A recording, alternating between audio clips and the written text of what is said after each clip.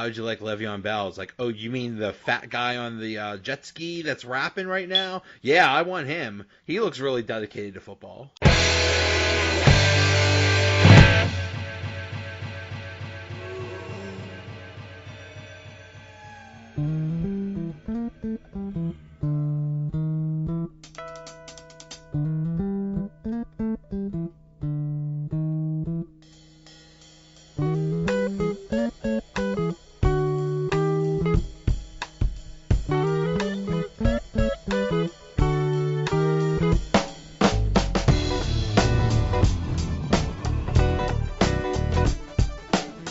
Hello, welcome to another episode of the Donut Bag. We have a short episode for you today because the Steelers play on Monday night. So we actually have an episode Sunday and Monday. And in this episode, Coach Warzu and I talk about the latest goings-on with the Steelers, with Le'Veon Bell, with Antonio Brown, and what happened in Week 3 of the NFL. So let's get this started. Okay, now for our weekly segment where we talk about picks. I have Coach Warzu. How are you doing, sir? Doing pretty good. How about yourself, Joe? Oh, I'm as good as usual, although I'm a little worried about the good old Steelers. I'm hoping they could pull it out. Well, I guess with the news of, does the news of Le'Veon Bell, does that hurt that they're accepting, that they're fielding trade offers? They're kind of open to, dealing them, that they've come out and publicly said that and admitted it? Or does that help or hurt going into tomorrow night? That's the question. I am thrilled. I don't know if it helps or hurts going into tomorrow night, but I'm thrilled that they're thinking about getting rid of him. I don't know of any team that would be stupid enough to take him. Like how did those trade negotiations go? It's like, yeah, how'd you like Le'Veon Bell? It's like, oh, you mean the fat guy on the jet ski that's rapping right now? Yeah, I want him. He looks really dedicated to football. I think there's definitely, going to be a team, or as we've seen publicly, with the Colts, the Packers, the Buccaneers, teams that have been said to express interest. I think there's definitely teams that are willing to take the gamble, and hey, you might as well do it now and maximize his value, and maximize the return, as opposed to just saying, hey, we're going to take a third round pick and let him walk, and maybe he plays 6 games with us. Maybe he doesn't. Maybe he comes in, fakes an injury to get his paycheck. You never know. Here's the thing about last week that drove me crazy. Everybody's going crazy about Antonio Brown, but the real story was that basically the news that they lost Le'Veon Bell for the entire year. Because, first it went from, well, he'll show up week 1. Or he'll show up at Labor Day and play week 1. Then it went to, we don't know when he'll come back. Now it's, well, maybe he'll come back week 8. Maybe he'll come back week 10. Maybe he won't come back at all. But then when you see those pictures of him fat and out of shape on a jet ski, basically I thought, well, okay, at least if he shows up week 10, he'll be ready to go and he'll be fresh, and maybe that'll really help the Steelers. But when you're fat and out of shape and don't really care about football and looks like he's already checked out, then they basically have lost him for the year. So if they could get anything for him, even anything better than a third round pick, just go get it and let him be somebody else's problem, because it's just nothing but a circus with that guy. What a drama. How did we find ourselves at this point? Like when you watch as the world turns, how many times has the globe spun to get us to where we are, from his agent saying, oh, well, he's going to play in week 1, to now the Steelers are publicly fielding trade offers for him.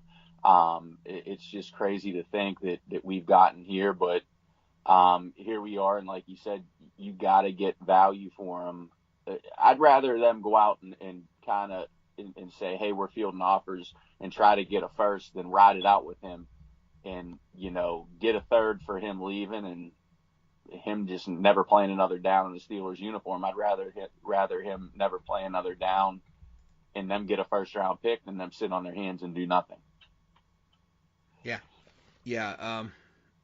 It's just a crazy. It's just it's sad. It's ridiculous, and yeah, I would be very happy if the Steelers just somehow got rid of him and let him be somebody else's story, because it's just such a ridiculous situation, and it's just every week it's just some kind of drama or something, and that's the last thing this team needs. Um, I mean, really, when you think about the drama with this team, it's only associated with two people: Le'Veon Bell, Antonio Brown. Well, if you get rid of Bell, then at least you cut down half of the drama, and then you just have to deal with Antonio Brown's antics, and hopefully he's a little less crazy. Yeah, I think at this point it's best for both sides. Just cut your losses, trade them, move on. But the Steelers are in a jam because all these teams, they're not going to be really willing to give up a first round pick for a guy that they know they can sign in free agency. I mean, this is kind of essentially just giving them a leg up where, even if even if he's not going to sign a deal, they can take a shot and see if they can work something out over the offseason. But I don't know. Well, that's the thing. It's like, if they do nothing, they're getting a third round pick. Exactly. So any trade that they would get would be for something better than that. So, yeah, what team is going to give up a second round or first round pick for 13 games of a guy who may or may not even be in shape?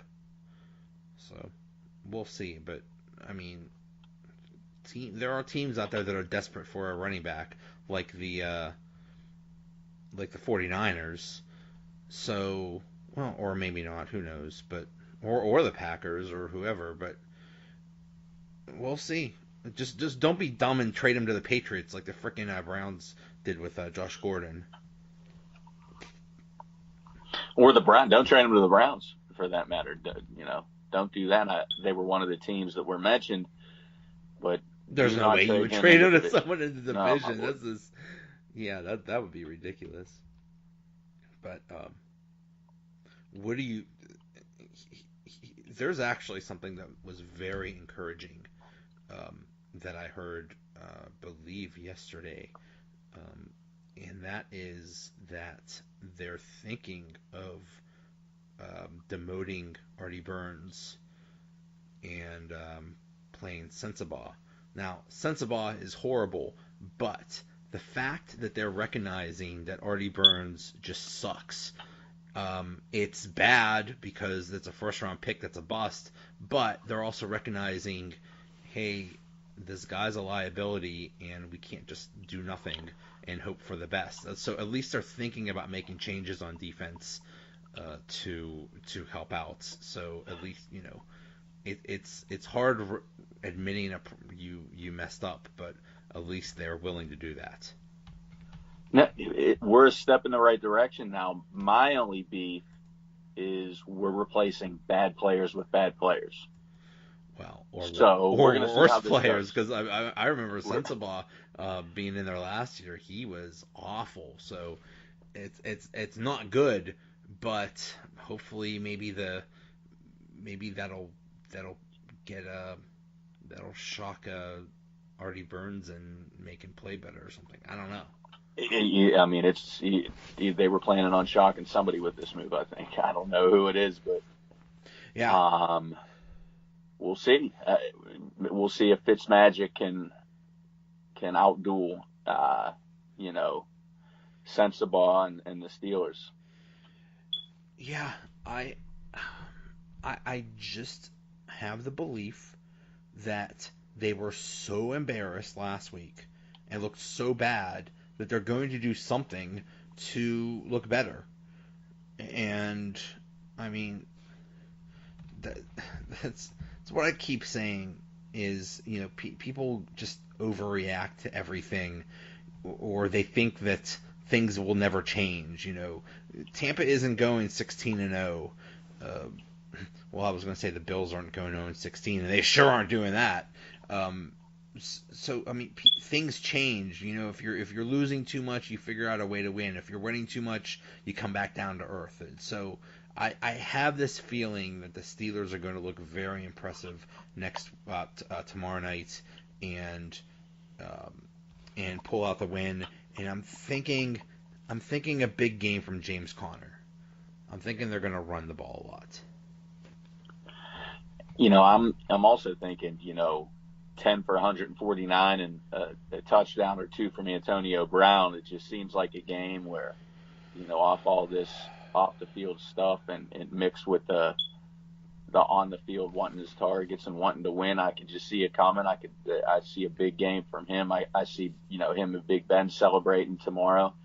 Just desperate teams, and if they don't win this week, it's the wheels are falling off the season. I agree. I do think they definitely need to get Antonio Brown going, and yeah, just giving him targets isn't enough. Obviously, he has to have a big productive game, and hopefully that happens. So that'll put him right. Then hopefully that leads to a Steeler win, and everybody's happy. Because you're right, if they lose tomorrow night, that could be the whole season. And all this they say, the drama, all the stuff, like all that gets fixed by winning.